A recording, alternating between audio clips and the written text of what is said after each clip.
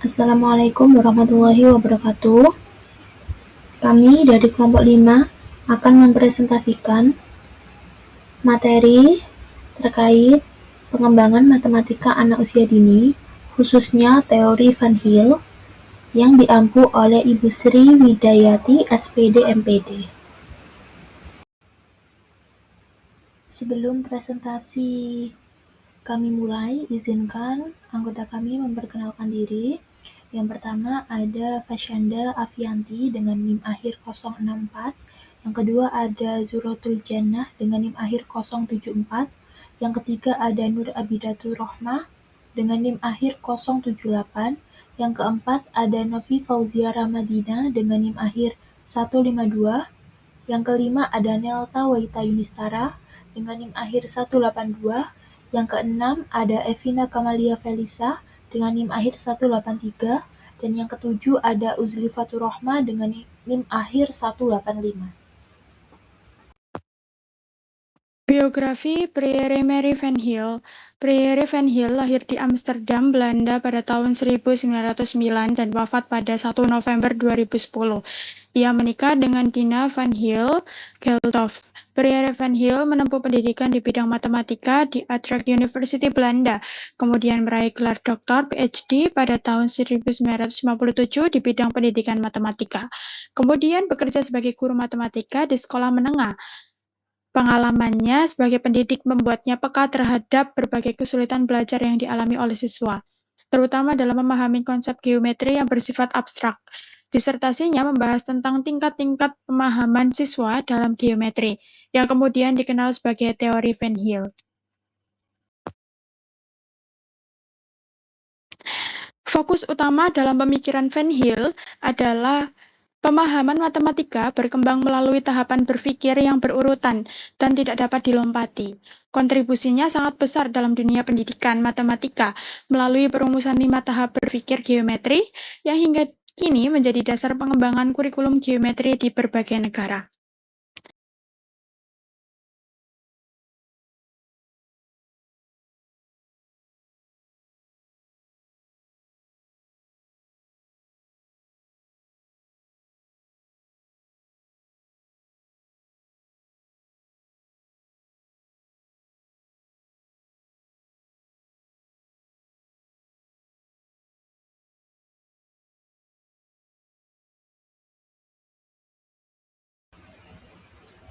Selanjutnya, ada konsep utama teori Van Hill dalam pembelajaran matematika pendidikan anak usia dini. Yang pertama, pengertian dari teori Van Hill. Dalam penelitian dari Sutriani et al. 2018, itu dijelaskan bahwa teori belajar Van Hill itu merupakan teori yang fokus terhadap geometri.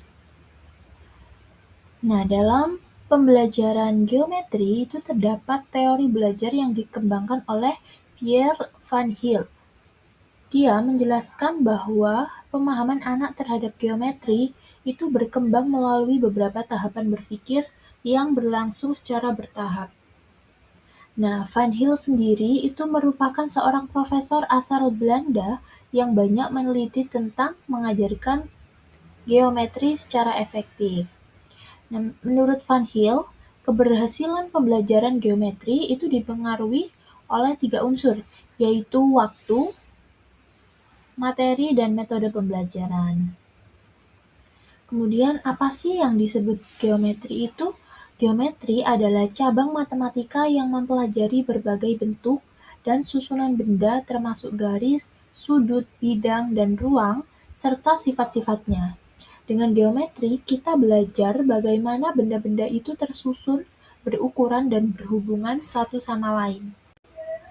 Selanjutnya adalah unsur utama pengajaran geometri.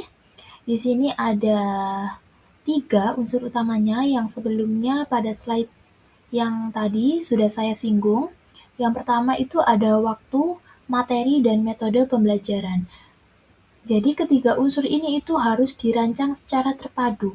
Pengelolaan yang baik itu membantu meningkatkan kemampuan berpikir anak agar ke tahap yang lebih tinggi lagi. Kemudian yang kedua, tahap berpikir yang sesuai. Nah, pada tahap ini itu anak pada tahap berpikir yang rendah tidak bisa memahami materi tingkat yang lebih tinggi. Jadi penjelasan guru itu harus disesuaikan dengan tingkat berpikir anak. Jika tidak, anak itu hanya bisa menghafal tanpa memahami apa makna yang sebenarnya. Dan yang ketiga, itu ada pengalaman belajar yang sesuai. Pada pengalaman belajar anak, kegiatan itu harus disesuaikan dengan tahap perkembangan anak. Anak diberi pengalaman yang konkret untuk memperkaya cara berpikir dan mempersiapkan anak agar naik ke tahap yang berikutnya. Selanjutnya ada 5 tingkat pemahaman geometri menurut Van Hill. Yang pertama ada tingkat visualisasi. Tingkat ini biasanya juga disebut sebagai tingkat pengenalan. Pada tingkat ini, anak itu memandang suatu bangun geometri sebagai suatu keseluruhan. Jadi anak belum memperhatikan komponen-komponen dari bangun tersebut. Misalnya ya, kayak anak itu tahu bahwa suatu bangun itu bernama persegi panjang, tapi dia belum menyadari kalau ciri-ciri dari bangun yang bernama persegi panjang tersebut. Kemudian tingkat yang kedua yaitu analisis. Tingkat ini juga disebut dengan tingkat deskriptif. Jadi anak itu sudah mengenal bangun-bangun geometri berdasarkan ciri-cirinya. Dengan kata lain, anak itu sudah bisa menganalisis bagian-bagian yang ada pada suatu bangun. Sebagai contohnya, anak itu mengatakan bahwa suatu bangun itu disebut persegi panjang karena bangun itu mempunyai 4 sisi, sisi yang berhadapan sejajar dan semua sudutnya itu siku-siku. Lalu yang ketiga ada tingkat abstraksi. Pada tingkat ini, anak itu sudah mampu melakukan penarikan kesimpulan, yang kita kenal dengan sebutan berpikir deduktif. Namun kemampuan ini belum berkembang secara penuh. Satu hal yang perlu diketahui adalah anak pada tahap ini sudah mulai mampu mengurutkan. Misalnya, ia sudah mulai mengenali bahwa belak ketupat itu adalah layang-layang. Demikian juga dengan pengenalan benda-benda ruang, siswa atau anak sudah memahami bahwa kubus adalah balok juga. Seperti itu. Kemudian, pada tingkat yang keempat itu ada tingkat deduksi formal. Jadi pada tingkat ini, anak itu telah mengerti betapa pentingnya peranan dari unsur-unsur atau bagian-bagian dalam suatu bangun. Misalnya, kalau pada tingkat ini siswa sudah memahami kalau segitiga itu dibuktikan dengan sebangun, sudut-sudutnya, sisi-sisinya itu sebangun. Seperti itu. Cara-cara pembuktiannya itu dua segitiga yang sama dan sebangun atau biasanya disebut dengan kongruen. Lalu yang terakhir, yang kelima itu ada tingkat rigor. Nah, pada tingkat ini biasanya juga disebut tingkat metamatematis. Jadi anak itu sudah mampu melakukan penalaran secara formal tentang sistem-sistem matematika atau sistem-sistem geometri lebih khususnya, tanpa membutuhkan model yang konkret sebagai acuan. Jadi anak itu sudah memahami bahwa dimungkinkan adanya lebih dari satu geometri. Contohnya, pada tingkat ini anak itu sudah tahu kalau ternyata layang-layang itu dari dua segitiga. Nah, kalau salah satu segitiganya tidak ada, maka namanya sudah berubah, bukan lagi layang-layang, tapi segitiga saja, seperti itu. Nah, karena sekarang kita itu dalam ranah pendidikan PAUD, umumnya anak yang berada pada tahap visualisasi atau tahap 0. Jadi PAUD itu ada di tahap tingkat yang visualisasi atau recognition. Anak itu baru mengenal bentuk itu berdasarkan penampakan visual saja. Jadi anak itu hanya dapat menyebutkan dan membedakan bentuk tanpa menjelaskan sifat-sifatnya atau unsur-unsurnya. Seperti yang tadi saya jelaskan di tingkat 2, 3, 4, 5 itu. Dan kemudian pemahaman anak juga masih didominasi oleh apa yang dilihat dan dialami langsung. Jadi intinya untuk PAUD itu ada pada tingkat yang pertama, tingkat visualisasi atau recognition. Jenis-jenis kemampuan belajar menurut Van Hille dalam matematika PAUD. Teori Van Hille menjelaskan bahwa pemahaman anak terhadap konsep geometri berkembang secara bertahap sesuai dengan tingkat perkembangan berpikir mereka. Oleh karena itu, dalam pembelajaran matematika di PAUD, guru perlu memahami tahapan berpikir anak agar kegiatan pembelajaran dapat disesuaikan dengan kemampuan mereka. Pada tahap pertama adalah visualisasi. Pada tahap ini, anak mengenali bentuk berdasarkan tampilan atau bentuk keseluruhannya. Anak biasanya mengidentifikasi suatu bentuk hanya dari apa yang mereka lihat. Misalnya, anak dapat mengatakan bahwa suatu benda adalah lingkaran, segitiga, atau persegi karena bentuknya terlihat seperti itu. Namun, pada tahap ini, anak belum memahami sifat-sifat dari bentuk tersebut, seperti jumlah sisi atau sudut. Dalam pembelajaran di PAUD, guru dapat memberikan berbagai contoh benda di sekitar anak yang memiliki bentuk geometri agar anak lebih mudah mengenali bentuk-bentuk tersebut. Tahapan yang kedua adalah analisis sederhana. Pada tahap ini, anak mulai memperhatikan ciri-ciri atau sifat dari suatu bentuk geometri. Anak mulai menyadari bahwa setiap bentuk memiliki karakteristik tertentu. Misalnya, anak mulai memahami bahwa persegi memiliki 4 sisi yang sama panjang, atau segitiga memiliki 3 sisi. Pada tahap ini, anak mulai belajar mengamati, membandingkan, dan menyebutkan sifat-sifat dari suatu bentuk.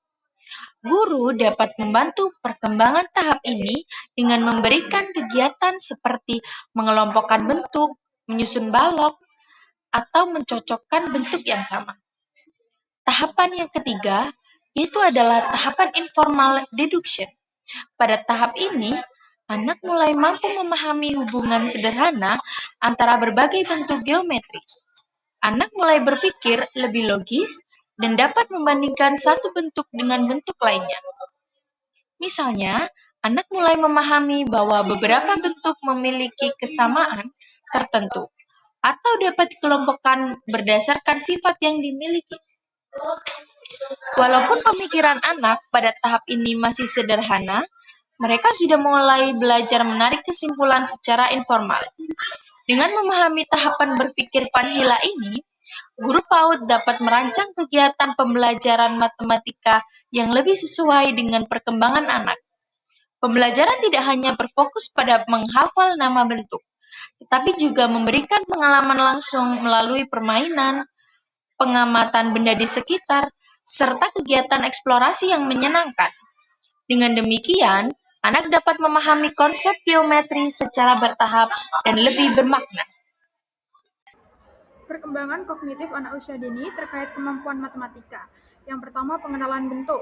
Anak usia dini belajar mengenali berbagai bentuk melalui permainan dan aktivitas sehari-hari. Yang kedua, pola dan ukuran. Anak juga belajar memahami pola warna dan ukuran besar kecil. Yang ketiga, kemampuan mengelompokkan dan membandingkan. Anak dapat mengelompokkan benda berdasarkan kesamaan dan membandingkan antara dua atau lebih benda. Materi matematika PAUD yang sesuai dengan teori Van Hille. Pada tahun 1950-an, Pierre Marie Van Hille dan Dina Van Hille Geldof mengembangkan tingkat kemampuan berpikir geometri, level of geometric thinking, yakni ada 5 tingkatan, 0-4 dalam teori Van Hille ini pada anak usia dini tingkatan yang ditemukan adalah hanya sampai level 0, yaitu mengenali sekitar yang dikenalnya. Pengenalan geometri pada anak usia dini merupakan hal yang sangat penting karena anak akan mengenali bentuk-bentuk dasar seperti segitiga, persegi, dan lingkaran. Anak akan mampu mengelompokkan benda sesuai dengan ukuran dan bentuknya. Kemampuan mengenal bentuk-bentuk geometri sangat diperlukan bagi anak usia dini. Sebagai dasar, kemampuan anak dalam mengenal bentuk, mengklasifikasikan bentuk, membedakan ukuran, berpikir rasional, serta dapat mengetahui konsep sederhana dalam kehidupan sehari-hari. Selain itu juga dapat mengembangkan kecerdasan spasial atau tata bentuk. Yang selanjutnya yaitu peran guru dalam pembelajaran matematika PAUD menurut Van Hill. Yang pertama yaitu mengenalkan konsep secara bertahap sesuai dengan kemampuan anak. Guru mengajar sesuai tahapan berpikir anak menurut Van Hill dan mengenal bentuk secara visual sampai memahami cirinya. Yang kedua yaitu memberikan pengalaman langsung. Anak belajar melalui bermain dan mencoba sendiri, seperti menyusun balok dan puzzle.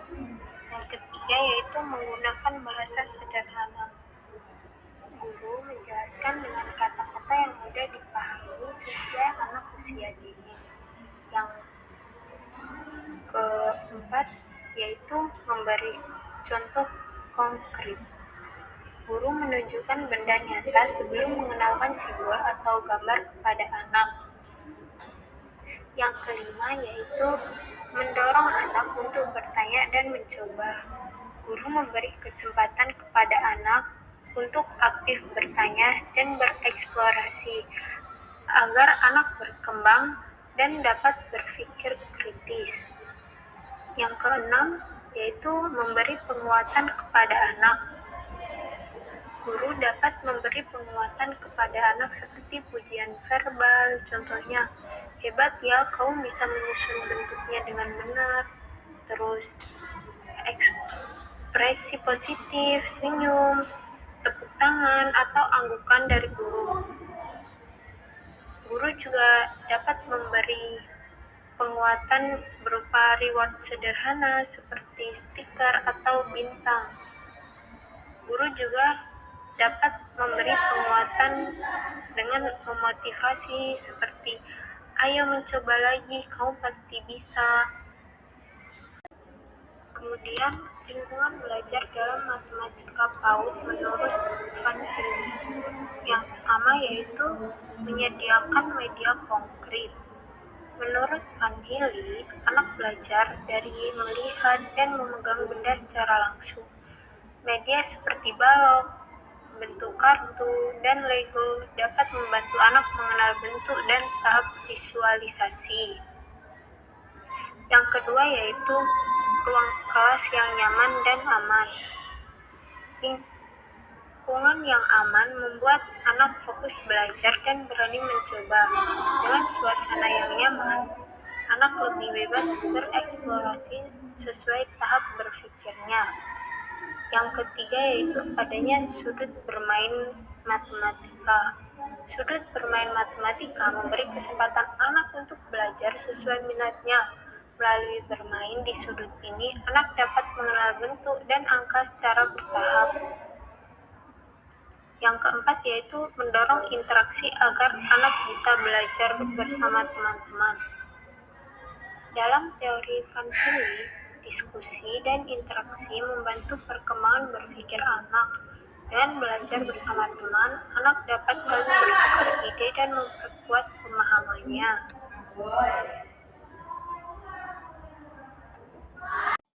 Contoh penerapan teori Van Hill dalam pembelajaran matematika pada anak usia dini. Pembelajaran matematika geometri di pendidikan anak usia dini tidak bisa langsung dijelaskan dengan rumit. Anak usia dini berpikir secara konkret sehingga lebih mudah memahami hal yang bisa dilihat, disentuh, dan dimainkan.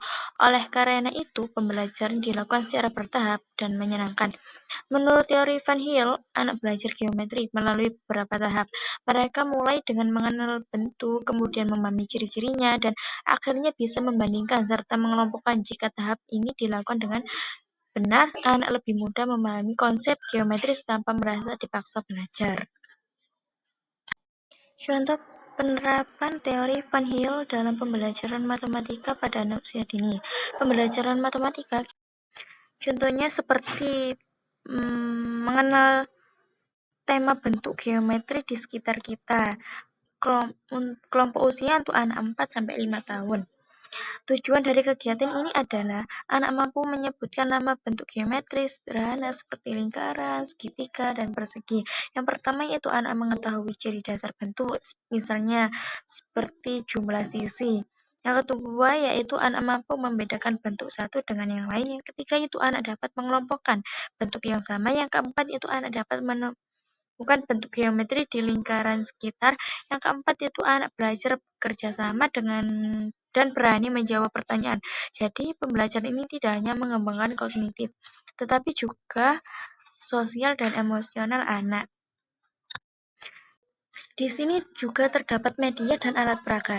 Jadi media yang digunakan berupa balok berbagai bentuk, segitiga, persegi, persegi panjang, lingkaran, kartu gambar bentuk geometri, serta benda nyata di kelas seperti jam dinding, buku, meja, dan keramik lantai. Media konkret sangat penting karena anak belajar dari pengalaman langsung. Saat anak memegang balok, mereka bisa melihat bentuknya dengan jelas dan menghitung sisi secara langsung. Di sini juga terdapat media dan alat peraga. Jadi media yang digunakan berupa balok berbagai bentuk, segitiga, persegi, persegi panjang, lingkaran, kartu gambar bentuk geometri, serta benda nyata di kelas seperti jam dinding, buku, meja, dan keramik lantai. Media konkret sangat penting karena anak belajar dari Di sini juga terdapat langkah-langkah pembelajaran berdasarkan tahap Van Hill. Yang pertama itu tahap pengenalan. Pada tahap ini anaknya mengenal bentuk secara keseluruhan. Jadi guru hanya menunjukkan balok satu persatu dan menyebutkan namanya. Ini segitiga. Lalu anak itu mengulang bersama-sama. Lalu guru menunjukkan lingkaran dan persegi. Guru juga bisa membuat permainan sederhana seperti tebak bentuk. Jadi di sini guru itu mengangkat balok yang bersegitiga. Jadi di sini tuh anak-anak itu disuruh nebak. Ini bentuknya apa ya anak-anak gitu. Di tahap ini belum dijelaskan jumlah sisi atau sudut, anak hanya fokus mengenal nama dan bentuknya dulu. Yang kedua yaitu tahap analisis. Setelah anak mengenal bentuk, guru mulai mengajak anak memperhatikan cirinya. Guru bertanya, segitiga itu punya berapa sisi ya anak-anak? Lalu anak-anak menghitung bersama sambil menyentuh si balok sisi tersebut.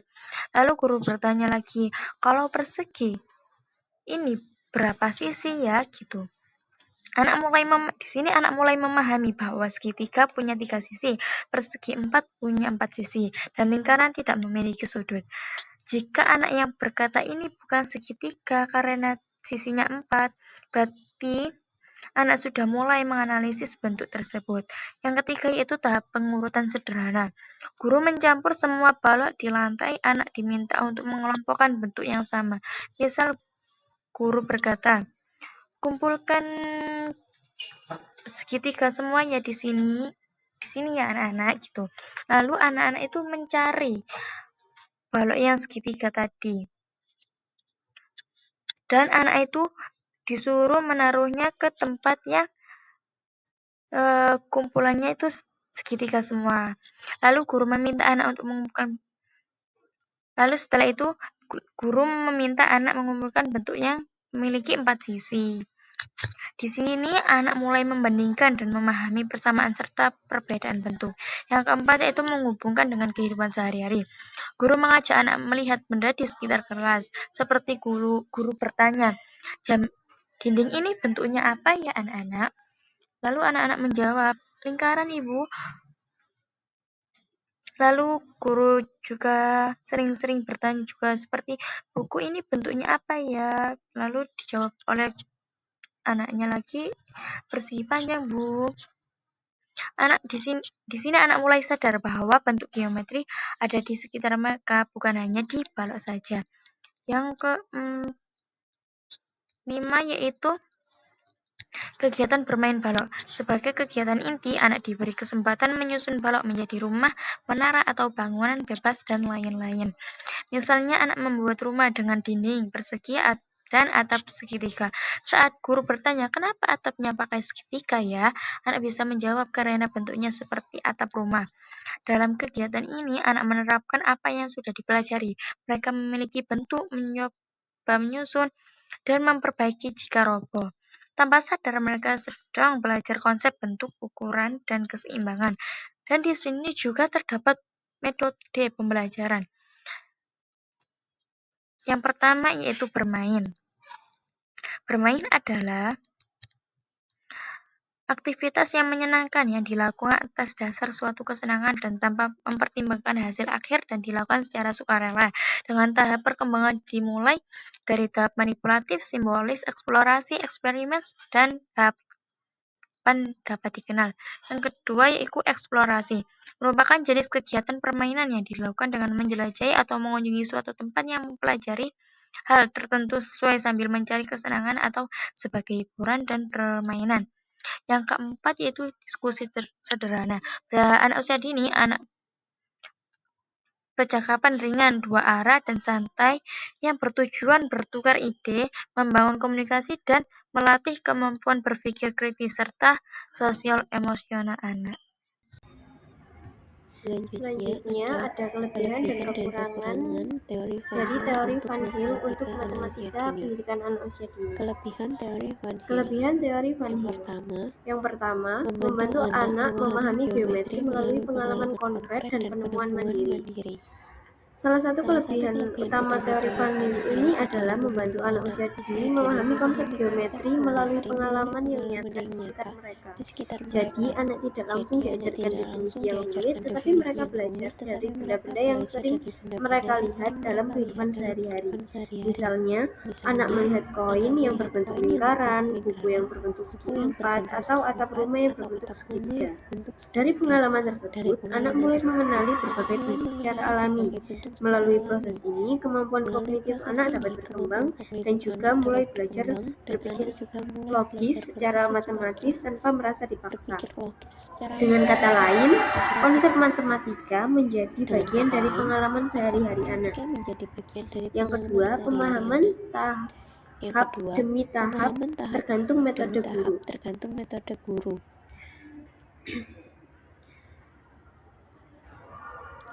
Kelebihan berikutnya adalah tahap perkembangan teori Van Hill ini tidak tergantung pada usia anak, tetapi lebih pada bagaimana metode pembelajaran yang diberikan oleh guru. Artinya, setiap anak bisa berkembang dengan kecepatan yang berbeda-beda. Anak juga tidak dituntut untuk menghafal materi, tetapi mereka menemukan pengetahuan sendiri melalui proses belajar. Sebagai contoh, pada tahap awal, anak hanya mengenali bentuk secara visual, kemudian pada tahap berikutnya anak mulai memahami sifat dari bentuk tersebut. Misalnya, anak menyadari bahwa roda berbentuk bulat sehingga bisa menggelinding. Hal ini membuat teori Van Hill cukup fleksibel dan cocok untuk diterapkan di kelas PAUD yang memiliki kemampuan anak yang beragam. Yang ketiga, sesuai tahap awal. Teori ini sangat sesuai dengan tahap perkembangan anak usia dini, khususnya pada tahap visualisasi. Teori ini sangat sesuai dengan tahap perkembangan anak usia dini, khususnya pada tahap visualisasi. Pada tahap ini, anak belajar mengenali bentuk secara sederhana tanpa harus memahami definisi yang rumit. Pembelajaran biasanya dilakukan melalui aktivitas bermain, seperti yang menyusun balok, menyocokkan bentuk, atau menggambar bentuk dari benda yang ada di sekitar mereka. Melalui kegiatan tersebut, anak dapat memahami konsep geometri secara lebih bermakna. Selain itu, anak juga dapat berdiskusi dengan teman dan belajar mengungkapkan pemikirannya, sehingga pemahaman yang diperoleh menjadi lebih mendalam dan bertahan lama. Meskipun teori Van Hill memiliki Dari beberapa kelebihan teori Van Hill di PAUD tersebut, juga terdapat beberapa tantangan meskipun banyak kelebihan dalam penerapannya di PAUD, juga terdapat beberapa tantangan yang perlu diperhatikan. Seperti harus dilakukan secara bertahap dan berkesinambungan. Proses pembelajaran harus dilakukan secara bertahap dan tidak bisa dilompati. Setiap tahap itu saling berkaitan satu sama lain. Jika guru langsung melompat ke tahap yang lebih tinggi, misalnya langsung memberikan definisi bentuk tanpa tahap pengenalan visual terlebih dahulu, maka anak bisa mengalami kesulitan memahami konsep geometri. Di kelas PAUD, proses ini juga bisa membutuhkan waktu yang cukup lama, bahkan bisa berlangsung selama 1 semester. Oleh karena itu, guru perlu memiliki kesabaran dan konsistensi dalam mengajarkan konsep geometri secara bertahap.